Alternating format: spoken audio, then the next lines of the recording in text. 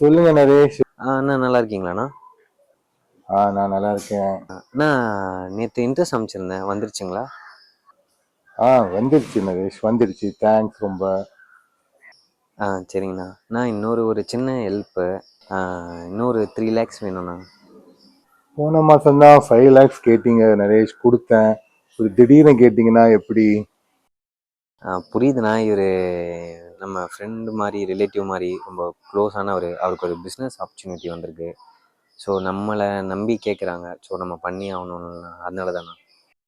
நரேஷ், என்கிட்ட immediately funds இல்லை. என் friend கிட்ட வேணா கேட்குறேன். ஆனால் அவர் 4 வட்டி கேட்பாரு. உங்களுக்கு ஓகேவா?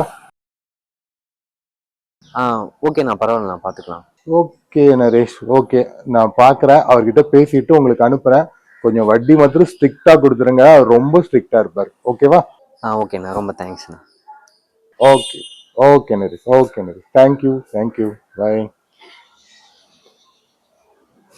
ராஜீவ், நேற்றுக்கு ஒரு 2 லட்சம் கொடுத்தல, அதை கொஞ்சம் என் அக்கௌண்ட்டுக்கு அனுப்புமா.